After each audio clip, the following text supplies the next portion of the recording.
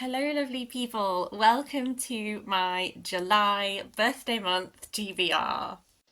Doobie doobie doobie doobie doobie doobie doobie doobie doobie doo. Doobie doobie doobie doobie doobie doobie doobie doobie Sophie vlogs. If you've been here for a while, you know I'm a little Leo baby. I love my birthday. And I always just end up saving, as the year goes by, little sparkly books for the month of July that I just think are going to be delightful. I'm going to just come out and say it. I've aimed high. I'm not going to be able to read all of these books. I'm approaching this as like a mood board full of books that make me excited that I think I could have called this like 5-star predictions. It's just entirely books that I think I'm going to absolutely love. And I'll probably be busy in July because I pack it with birthday events as well. So my birthday is actually on the 24th, and I will post probably my traditional birthday little chat closer to the time, if not on the day. But for now, I just thought I'd talk you through what I have been squirreling away all year. I will start with the fiction. Two authors that I have been really craving going back to are NK Jemisin and Silvia Moreno Garcia. For NK Jemisin, on my Kindle, I have the Dream Blood series, I believe it is called. Book 1 is The Killing Moon, and book 2 is something like The Shadowed Sun. It sounds really cool. It's fantasy, and it is this world in which there are these people called the Gatherers, and the Gatherers like go round and like do something with people's dreams. Like while people are dreaming, they can gather magic from them, but also they can judge you. And if you are bad, then they kill you. And then I believe that the perspective character is like this guy who becomes aware of there being like a conspiracy and then begins questioning everything about how this whole society is organized. Um, I love NK Jemisin. The fifth season trilogy is one of my favourite trilogies of all time. I think it's just masterful. And I also enjoyed her other one that is all about the gods. I can't remember it. I'll put it up here. I didn't love it as much as the fifth season, but it was, I just, even NK Jemisin, when I'm like, oh, I didn't love this bit of this book, like, still stonking. So I definitely feel in the mood to revisit her. And then Silvia Moreno Garcia, I read a noir by her earlier this year, and I've just been really thinking about returning to her. So I have two on my Kindle that I'm thinking of. The first one is Silver Nitrate, which is like Mexican horror films is like a big thread in it. It's like these people who find this guy who's this really famous film director, and he has this film that he's like never finished, and they agree to help him finish it. But when they start doing that, like all of these really weird things start happening. I think one of the people is like haunted by the ghost of someone who died and all this kind of stuff. It sounds like it's going to be like a little bit on the darker side. The other Silvia Moreno Garcia book I have is The Daughter of Dr. Moreau, which is I think just like a retelling of The Island of Dr. Moreau, but from the perspective of his daughter. I have read The Island of Dr. Moreau. I wasn't like blown away by it, but it is like a seminal piece of science fiction, and I think Moreno Garcia will do some interesting things because that is a book that is dealing so heavily with like eugenicist concepts and all that kind of thing that I think how she'll approach it will be probably making some very interesting commentary and that kind of thing. So haven't quite decided. If you have read either of them and want to make a case for yay or nay, that would be great. Do let me know. Everything else is physical books. Too many. I don't care. So, The End of Nightwork by Aidan Cottrell Boyce is in that realm of books that I've been like really like vibing with, is a phrase that just came to my mind. I don't know if I can pull off the phrase vibing with. A weird book. He suffers from a hormonal disorder that ages him erratically, and he's obsessed with the writings of an obscure 17th century Puritan prophet who had premonitions of ecological disaster and the end of the world. And then he encounters this movement that is arguing that all economic and political events are part of an aeon long struggle between the old and the young.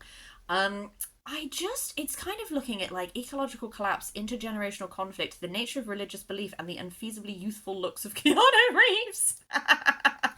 My friend read this, and it's the same friend who recommended me Figuring, and we've lined up on some books that we've both really loved.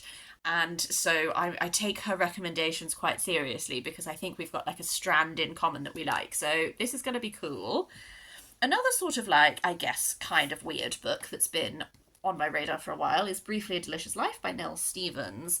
This one is like we're narrated by the ghost of Blanca, who's been dead for centuries, who's fallen in love with the novelist George Sand. George Sand has come to the island of Majorca with her ailing lover, Frederic Chopin, and the weather and the locals turn against this strange couple. Can the love of a teenage ghost keep them from disaster?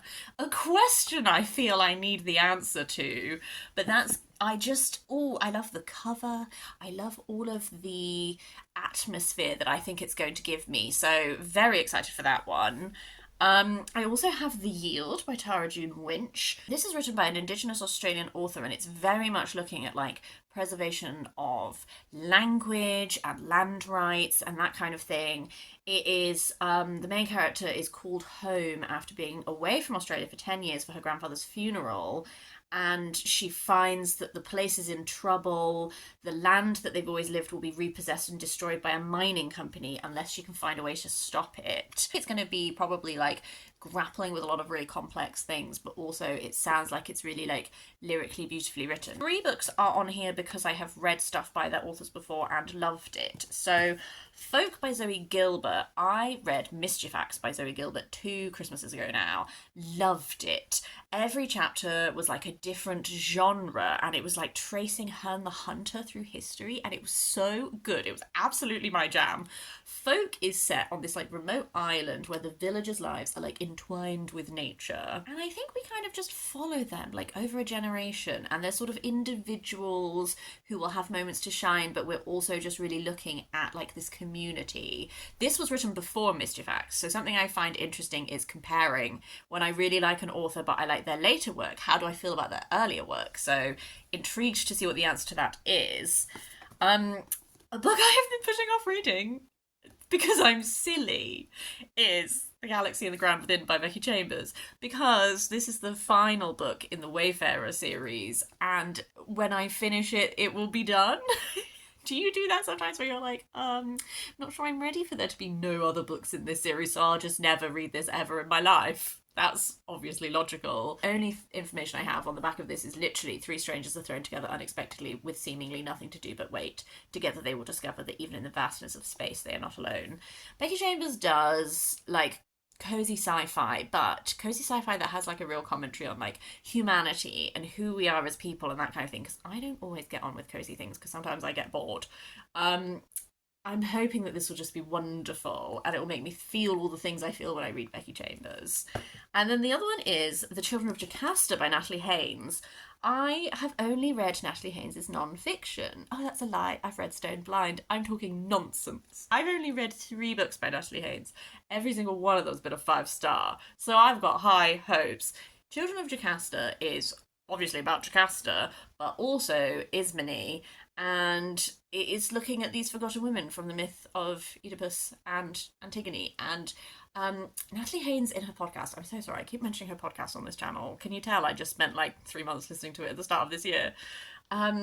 She did like a podcast episode, and when she talks about Jocasta in Oedipus myth, and the scene where she like blinds herself and all this, like it just makes me shiver. Like it makes me feel ooh.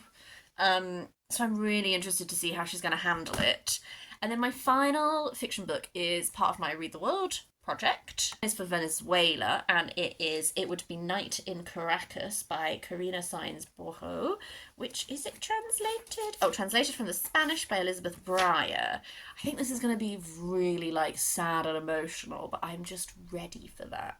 I think at the start of this, our main character has just lost her mother, and so she's burying her mother and she's dealing with grief, and then her daily reality is like such hardship, like queuing for food and all this kind of thing. Like it is kind of asking that question of like, how far will you go? So I think it's going to be very emotional, but also maybe very heightened. Sometimes you just get a feeling about a book. I just have a feeling about this book. After that, I have 6 non-fiction books. This is why I'm caveating this by, like, I'm not going to read all of these. This is just the mood board of where my brain is at. So, 2 books that go in hand are these bad boys, which if you watch my haul, you'll know I bought for the same event. Seven Wonders of the Ancient World by Bettany Hughes. Wish I would just take a moment. Oh yeah, here's to the power of Sophia, written in ancient Greek. Oh yes, oh yes. I love her. She hugged me, and my soul ascended from my body.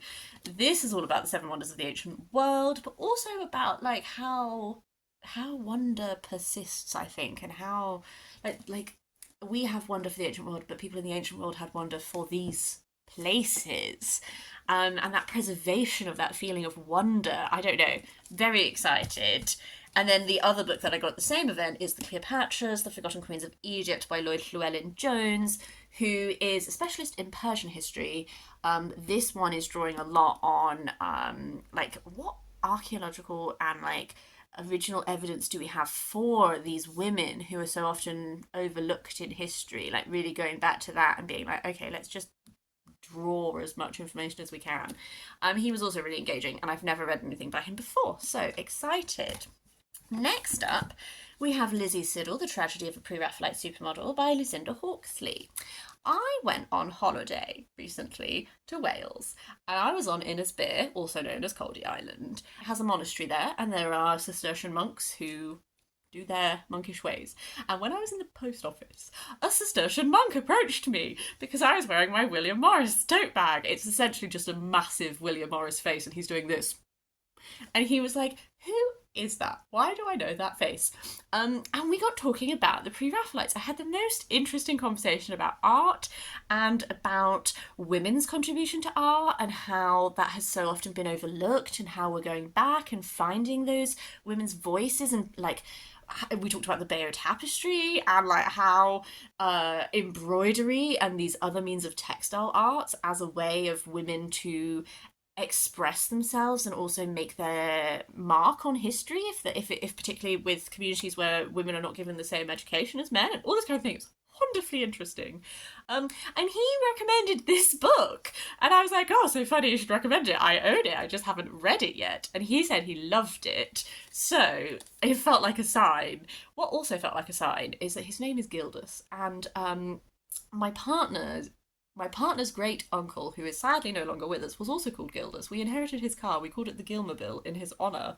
But he used to write to him because they have the same obscure Welsh name. He just used to write him letters every now and then, and they used to correspond. And we only realised this after we were like on our way back to the ferry, and we were like, oh no, we should have connected that sooner and said something to this lovely monk. But yeah, lovely man. Had a wonderful time. Every single one of these books just has like a reason to it, and that's why they've been piling up all year. Is I've been like, yes, add it to the stack. One of those that's been sat in the stack literally the whole year is Silent Spring by Rachel Carson. When I read Figuring by Maria Popova, I'm gonna try and pull it out without. Oh, that's fine. Figuring by Maria Popova. Loved this. 5 stars. Creative nonfiction. One of my favourite. It is one of my favourite non-fiction books of all time. I don't know why I've said maybe.